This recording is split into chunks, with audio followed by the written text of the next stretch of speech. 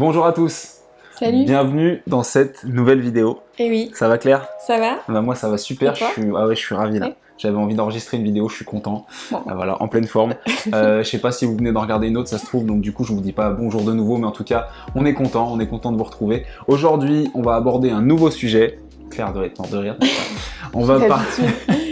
On va répondre à une question qui revient souvent sur nos réseaux, qu'on nous pose souvent, qui est finalement assez logique, c'est de savoir quels métiers sont les plus simples finalement pour devenir nomade. Enfin, quel métier il faut faire, voilà, tout simplement. Ouais, finalement, selon nous, on aurait envie de vous dire que presque tous les métiers aujourd'hui peuvent se faire à distance, mais bien sûr, il y a quand même des métiers plus stratégiques, déjà tous les métiers digitaux par définition, et donc pour ceux qui pourraient hésiter, qui n'ont pas encore trouvé leur voie, on s'est dit que ça pourrait être utile comme vidéo. Ouais. Alors du coup, il y a quand même, en préambule, je pense qu'il y a quelque chose qui est important de rappeler, c'est qu'il y a beaucoup de gens qui nous disent mais moi je suis prêt à faire n'importe quoi pour voyager, etc. Je pense que vraiment, ça c'est la première idée qu'il faut vous enlever de la tête, c'est-à-dire qu'il faut quand même, bien sûr que demain on vous dit tu peux travailler, puis tu pars à l'autre bout du monde, puis tu reviens quand tu veux, enfin tu fais ce que tu veux, c'est génial. Sauf que si tu fais un truc que t'aimes pas, tu vas pas t'épanouir, hein, même si t'es sous les tropiques ou je sais pas où, et voilà. Donc il faut quand même faire quelque chose que t'aimes.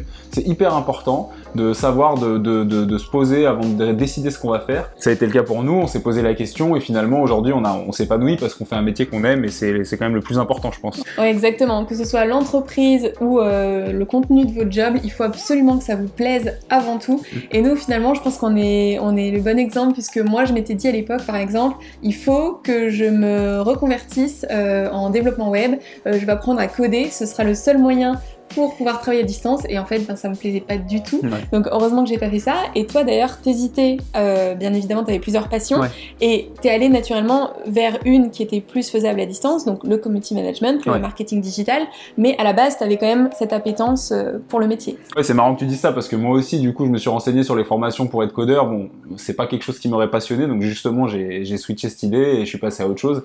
Et c'est vrai que le community management, bon, j'ai la chance d'être dans un métier que j'aime, je savais que ça me plairait, donc je me suis orienté vers ça, donc c'est plutôt cool. Ouais. Et du coup, bah, t'as parlé des codeurs, je pense que c'est pas mal de commencer par ça, parce que finalement, effectivement, si on s'est tous les deux posé cette question, et c'est parce que c'est pas pour rien, c'est que c'est un métier qui revient très souvent. Donc, la première catégorie justement de métier qui se fait beaucoup à distance, c'est tout ce qui est développement web. Alors dans le développement web, il y a énormément de métiers, vous avez développeur front-end, back-end, full stack, bon ça voilà, si vous cherchez plus de détails, je vous invite à regarder parce que nous on n'est pas spécialistes, mais ça va être voilà, des différents métiers en soi en fait, à part entière. Dans une entreprise, on a parfois une personne qui s'occupe de chaque partie du développement de l'application ou du site. C'est ça. Ouais, tu peux être développeur juste pour Android, juste pour Apple, juste pour un certain type de plateforme. Voilà, c'est vraiment très précis. Et ce qui est bien avec ce métier, c'est que finalement, une fois que vous êtes en place dans des entreprises, alors que ce soit en freelance ou en tant que salarié, vu que c'est vous qui gérez la partie code, en général, vous êtes une pièce maîtresse dans l'entreprise et c'est très difficile de vous remplacer.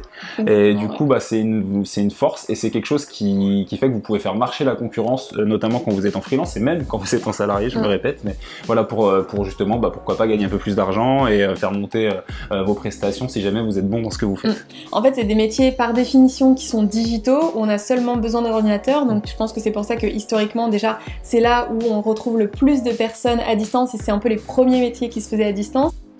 Il y a d'ailleurs même des entreprises où avant, seulement la partie développement pouvait travailler à distance, par contre l'équipe marketing, etc.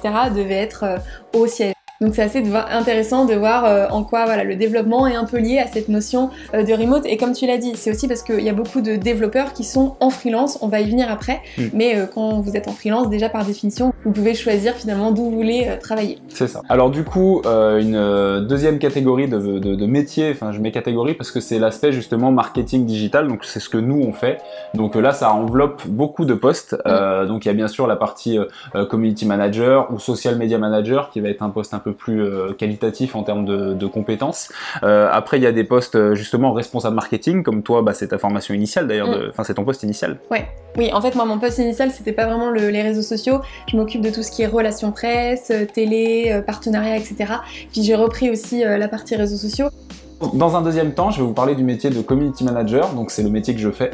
C'est un métier dont vous avez sûrement déjà entendu parler parce que c'est un métier qui est de plus en plus répandu dans toutes les entreprises. Normalement, maintenant il y en a un ou alors il y en a un en freelance qui intervient. Voilà, c'est un métier qui est assez complet, c'est pour ça que je l'ai choisi, puisque finalement il y a une partie justement création, une partie modération, donc gestion de communauté, création de réseaux sociaux. Voilà, c'est des choses qui me plaisent beaucoup. Gestion des réseaux sociaux au quotidien. Vous pouvez être aussi amené quand vous êtes community manager à gérer toute la partie blog d'un site, la partie rédaction. Voilà, c'est un métier qui peut être très complet et où on peut toujours avoir des compétences en plus, on peut développer des compétences en plus. Et puis il faut se tenir au courant de l'actualité tout le temps. Et ça c'est quelque chose qui est plutôt agréable parce que du coup on est tout le temps à jour entre guillemets. Ouais.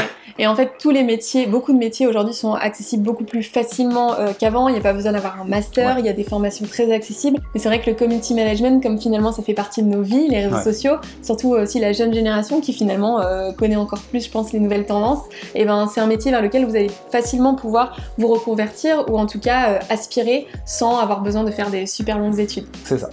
Alors ensuite, pour rester dans la communication mais évoluer un petit peu plus, il y a la partie marketing digital dans son ensemble. Donc le marketing digital, c'est avec ce qu'on appelle aussi le growth marketing, donc tout ce qui est attrait à l'acquisition. On appelle ça aussi le paid media par exemple, donc pour les pubs Facebook, les pubs Google, voilà, les bannières, etc. sur un site, et aussi tout ce qui est SEO. En fait, ça va être toutes les stratégies pour acquérir de nouveaux utilisateurs. Donc c'est quand même deux métiers bien différents, hein, le responsable SEO et le responsable growth marketing. Souvent dans une entreprise, on a parfois deux métiers différents, mais voilà, c'est purement digital, et puis aussi c'est un métier qui se fait pas mal en freelance. Donc en fait, ce qui est important à comprendre, vous avez peut-être écouté notre podcast sur le sujet d'ailleurs, c'est qu'il y a 3 types pour être nomade digital et travailler à distance, comme on le disait, donc salarié, freelance, entrepreneur. Et en fait, si on revient à ça, ça permet de comprendre aussi les types de métiers, parce que déjà, si vous êtes freelance, vous allez pouvoir travailler de n'importe où dans le monde, puisque vous n'allez pas devoir, vous êtes à votre compte, donc vous ne devez pas demander à votre patron de trouver une entreprise en remote. Donc déjà, par définition, tous les métiers qui vont se faire en freelance, normalement, vous pourriez les faire à distance. Ouais, et c'est pour ça que du coup, il y a beaucoup de métiers qui sont entre guillemets faits pour les nomades digitaux, tout simplement parce que c'est des métiers qui ont plutôt une vocation à être des missions ponctuelles qu'on fait en freelance. Donc par exemple, on va retrouver les métiers de traduction, copywriter aussi, qui se fait beaucoup, qui peut se faire aussi en tant que salarié, mais métier de graphiste. Voilà, exactement, graphiste, parfois aussi une entreprise a besoin d'un logo, etc. Elle va pas forcément recruter quelqu'un en interne. Ouais. Donc déjà, sur ce type de métier, vous êtes plutôt libre et en général à votre compte. Ouais, c'est clair. Ouais, c'est ça, c'est le côté justement du freelancing, mais le côté mission qui peut être intéressant pour vous, parce que du coup, ça vous permet vraiment de vous épanouir en allant chercher des nouveaux clients tout le temps et du coup en ayant des nouvelles missions. Donc en fait, vous vous ennuyez jamais. À la différence finalement d'un CDI ou dans une entreprise, vous allez peut-être avoir la sécurité de l'emploi, mais par contre vous allez peut-être faire quelque chose un peu de chronophage qui vous plaira pas forcément sur la durée. Après, il y a aussi tous les métiers que vous pouvez exercer en tant que freelance ou avec votre propre entreprise, donc photographe, vidéaste. Alors bien sûr, si vous travaillez pour un client, vous devez aller sur place pour prendre des photos de ses produits, de ses locaux, il y aura peut-être pas trop de liberté géographique, mais si c'est quelque chose où vous pouvez shooter les produits avec vous quand vous êtes en voyage, voilà, encore une fois, vous choisissez totalement votre mode de vie. Ouais, puis vidéaste, si jamais vous êtes passionné par le voyage et que vous voulez voyager, vous pouvez aussi vous spécialiser justement dans le voyage en étant vidéaste pour des offices de tourisme, pour des gens qui veulent promouvoir justement des lieux, et du coup ça vous permet de voyager en même temps que vous travaillez. Ouais. Donc on est vraiment dans le thème. Après, il y a aussi le métier d'assistant virtuel qu'on peut faire à distance, c'est-à-dire qu'en fait vous êtes comme un assistant ou une assistante de direction que vous allez retrouver dans un bureau, c'est la même chose, sauf que là vous avez votre autonomie, vous êtes chez vous et vous allez gérer les rendez-vous, répondre aux mails pour une personne qui va vous déléguer ces tâches-là parce qu'elle aura ou qu'il n'aura pas le temps de le faire. Donc voilà, c'est quelque chose qui peut se faire de plus en plus à distance et qui peut être intéressant si vous aimez ce côté justement administratif, j'ai envie de dire, mais il y a des gens à qui ça plaît. Ouais. Et aussi dans les métiers qu'on retrouve souvent, il y a tout ce qui est coach ou formateur, puisqu'encore une fois, c'est des personnes qui sont souvent à leur compte. Voilà, donc coach de vie, coach sportif aussi, bien sûr, à distance. Voilà, tout type de coach où du coup vous avez un suivi, on va dire, à distance via des visios ou une formation tout simplement. Ouais. Même le côté psychologue, tout ça, c'est des métiers qui peuvent se faire à distance. du coup, parce que vous, en fait, finalement, le fait qu'il y ait maintenant de plus en plus de choses qui se passent en one-to-one, mais sur Zoom par exemple. En fait, finalement, ce qu'il faut retenir dans cette vidéo, c'est que si vous avez une idée, si vous avez un métier qui vous plaît, il faut juste le digitaliser, donc le transformer pour qu'il puisse être viable via votre ordinateur. Mais le fait de se dire qu'il n'y a que les métiers qu'on fait sur son ordinateur, c'est pas forcément vrai, et c'est une idée reçue, parce que finalement, maintenant, avec tous les outils que vous avez à disposition, comme le fait de pouvoir faire des appels en visio, c'est vrai que l'aspect coaching, du coup, bah, il s'est développé vachement grâce à ça. Et du coup, bah voilà, faut vraiment pas vous fermer de porte. Le plus important, si jamais vous voulez vous lancer en tant que salarié et nomade digital, bah là il suffit de chercher un emploi finalement dans ce que vous aimez, voilà, puis après de négocier le télétravail si jamais il n'est pas encore installé dans votre boîte. Donc ça, on a fait plein de vidéos sur le sujet, je vous invite à vous balader sur notre chaîne. Et par contre, si jamais vous voulez vous lancer en freelance, bah là justement effectivement il faut prendre une idée de base, sur un papier vous notez tout ce qui vous plaît, et ensuite vous allez vous diriger vers ce qui peut être fait en métier finalement. Ouais, exactement. Et par rapport à ce que tu disais, on a vu des offres d'architectes d'intérieur à distance, en télétravail, d'avocats, de comptables, voilà, même des fois les rendez-vous notariales se font aussi à distance. Enfin, il y a vraiment plein de métiers comme ça qui peuvent se transformer. Et en fait, du coup aussi, il y a des métiers bien sûr de prédilection, mais à l'inverse, si vous êtes dans une entreprise qui fonctionne en 100% remote, donc comme c'est mon cas, tous les métiers presque sont à distance, c'est-à-dire que la RH est à distance, le comptable, moi je fais du marketing, mais je fais plutôt du marketing partenariat presse, et justement je pensais que c'était pas du tout possible de faire ça à distance. Pour le coup c'était un job déjà à la base 100% remote, donc si vous, voilà, à l'inverse, faut vraiment pas vous mettre de barrières, ça va être peut-être plus limité puisqu'il va falloir que vous trouviez une entreprise qui fonctionne comme ça, mais c'est tout à fait une option. Donc en résumé, prenez vraiment un métier qui vous plaît à la base.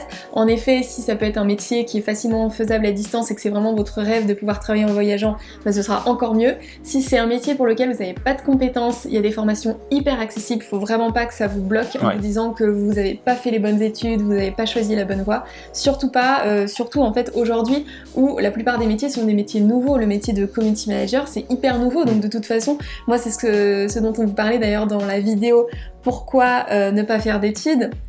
Finalement, moi quand j'ai fait mon école de commerce, 6 ans d'études en marketing, on n'a pas du tout vu les réseaux sociaux. Donc c'est des compétences complètement nouvelles, donc ne vous inquiétez pas, il y a plein de formations, pas forcément très chères, pas forcément très longues, qui vous permettront d'avoir ces compétences. Et aujourd'hui, les employeurs vont valoriser plus les expériences, surtout si vous êtes en freelance, que les diplômes. C'est clair. Et puis, faites un tour dans votre entourage, demandez autour de vous, mais je pense que vous le savez déjà, mais il y a énormément de gens aujourd'hui qui se reconvertissent, et c'est fini le fait de passer toute sa vie à faire le même métier, surtout si on n'aime pas ça. Faut pas hésiter, en fait, faut vous lancer. Faut pas croire que c'est trop tard, ou que vous êtes trop vieux, ou que vous avez laissé passer votre chance, c'est pas vrai. Comme tu l'as dit, il y a des formations accessibles très facilement, qui sont reconnues par l'État, donc ça veut dire que finalement vous serez valorisé de la même manière que si vous aviez fait des études quelques années plus tôt, et vous serez en plus à la page, donc vraiment, n'hésitez pas à vous lancer. Voilà. Eh bien, si vous avez des questions sur des métiers ou des choses qu'on a oubliées, n'hésitez pas à nous dire. On n'a peut-être pas fait une liste exhaustive, on a essayé de vous parler des grosses catégories de métiers en fait qu'on retrouve. Et bah merci de nous avoir suivis. Merci. Et puis bah on vous dit à très vite pour un nouvel épisode. À très bientôt. Salut. Salut.